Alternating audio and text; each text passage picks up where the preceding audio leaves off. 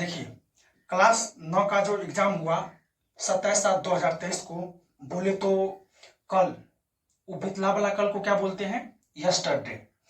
तो कल जो एग्जाम हुआ 27 तारीख, आज तो तारीख है 28 तारीख, 28 तारीख 7वां महीना 2023, कल एग्जाम हुआ था जो कल बीत गया, उसको बोलते हैं अंग्रेजी में यस्टरडे।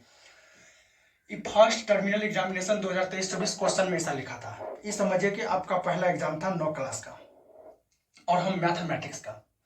उसमें देखिए जो ऑब्जेक्टिव वाला था, टोटल 60 गो प्रश्न था और उसमें बोला था कि 50 गो ही बनाना है। तो उस 50 में से हम क्या करते हैं, आज सिर्फ 10 गो को बनाते हैं।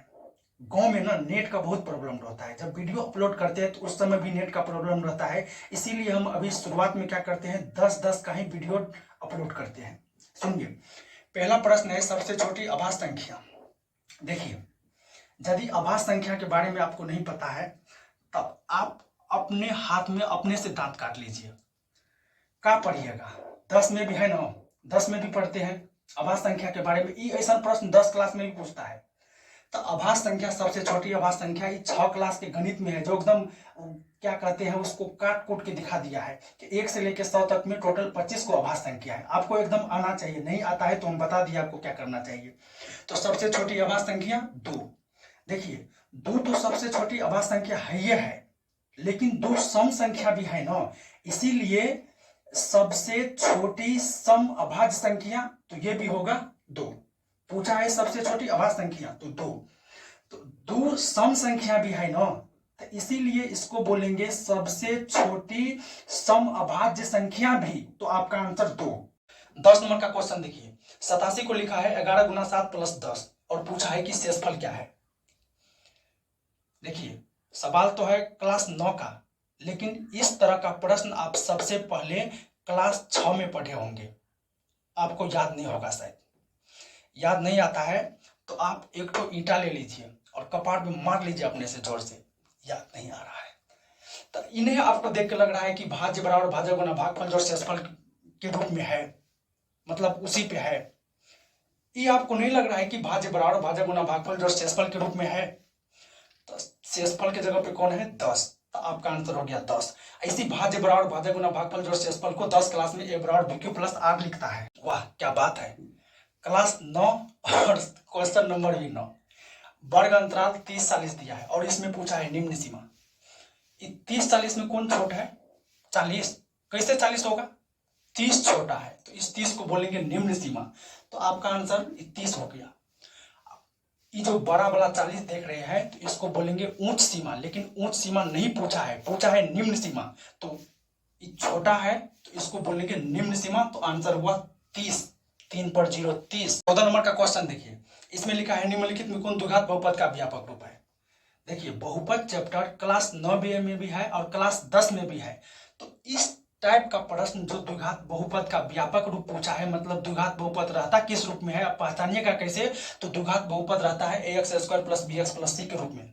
यदि आप मेरे पास पढ़ते और परीक्षा दे करके आते और बताते कि सर 14 नंबर का क्वेश्चन जो पूछा है कि द्विघात बहुपद का व्यापक रूप, ये हमको नहीं हुआ, तो जानते हैं हम क्या करते, आपको दांते काट लेते पकड़ के। कैसे नहीं बनेगा, बहुपद क्लास 9 में है, 10 में भी है। इस टाइप का प्रश्न जो द्विघात बहुपद क्लास 10 में भी आपको हम पढ़ाते, यदि हमारे पास आप पढ़ते या कहीं भी पढ़ते हैं तो क्लास 10 में भी आपको सर पढ़ाएंगे कि द्विघात बहुपद ax² + bx + c के रूप का होता है। और ये जो है रैखिक बहुपद इस रूप में रहता है, और ये जो है ना 3 वाला ax + bx² + cx + d, त्रिघात बहुपद इस रूप में रहता है। तो ये हो गया रैखिक बहुपद जो इस रूप में रहता है। ये हो गया जो पूछा है कि द्विघात बहुपद का व्यापक रूप, तो ये हो गया ax² + bx + c। आपका आंसर ये हो गया ये, और यह है त्रिघात बहुपद का व्यापक रूप। 39 नंबर का क्वेश्चन देखिए, ये नियामक ज्यामिति का है। एक बिंदु के निर्देशांक को नियामक में बोलते हैं, अंग्रेजी में बोलते हैं कोऑर्डिनेट। एक बिंदु के निर्देशांक कितना दिया है, -1 -3। देखिए, जो बिंदु का नियामक दिया रहता है निर्देशांक, उसमें आपको संख्या नहीं देखना है, संख्या का चिन्ह देखना है। एक का चिन्ह माइनस में, इसका भी चिन्ह माइनस में, माइनस माइनस तृतीय। नंबर का प्रश्न देखिए, x के पावर 0 है, किसी भी संख्या के पावर 0 हो, पावर का मतलब जानते हैं ऊपर में 0 लिखा हो, 1 करोड़ का पावर यदि 0 दीजिएगा ना तो उसका मान 1 होगा। ये तो यक्स है, यक्स के ऊपर में 0 है, बोले तो यक्स के पावर 0 मान कितना होगा, 1।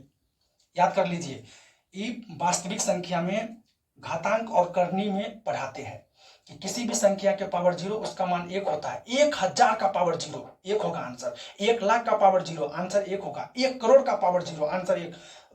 कितना भी 9 लिख दीजिए, पावर 0 दे दीजिए, कितना होगा मान 1। 29 नंबर का प्रश्न है, घना में कितने किनारे होते हैं? 12। घन में भी कितने किनारे? देखिए 30 नंबर में पूछा है कि निम्नलिखित में कौन बहुपद मानक रूप में है? मानक रूप का मतलब जानते हैं, बहुपद में जो चर राशि रहता है। चर राशि नहीं पता है? यक्ष हुआ चर राशि, सब में तो यक्ष है। तो मानक रूप जैसे बोले तो आपको बहुपद में चर राशि देखना है, संख्या नहीं देखना है। जैसे ये संख्या है बटा वाला, परिमेय संख्या, ये बटा वाला संख्या है, संख्या से मतलब नहीं है, चर राशि से मतलब है। और चर राशि का घात घटते क्रम में रहना चाहिए। यहाँ पे देखिए चर राशि का घात 2 है और इस पे नहीं कुछ तो एक पावर नहीं लिखा जाता है, और यहाँ पर नहीं कुछ तो हम x का पावर 0 दे सकते हैं। अभी नहीं बताया कि कोनो भी संख्या पावर 0 मान 1 होता है, तो इसका मान 1 हो गया। 1 से गुना की जगह 4 में तो 4 ही रहेगा। हम आपको समझाने के लिए दिया है कि मानक रूप आप कैसे समझिए, चर राशि को देखना है, संख्या नहीं देखना है। यहाँ पर इस संख्या देख के डर गए का?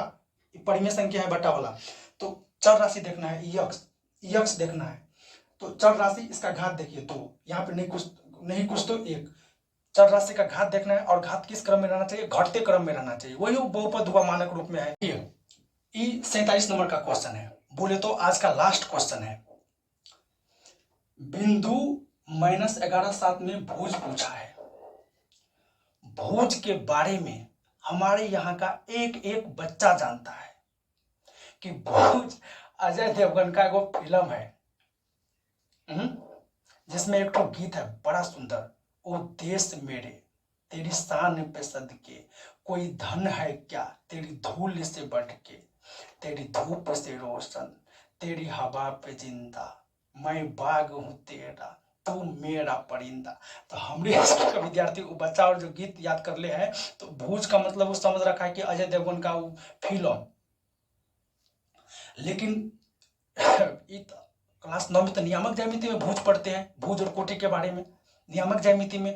तो पहले जो लिखा रहता है, जैसे पहले ये लिखा है, तो पहले यक्ष का मान लिखाता है, और ये जो 7 है ये y का मान है, तो पहले यक्ष का मान लिखाता है। इसी को बोलते हैं भुज।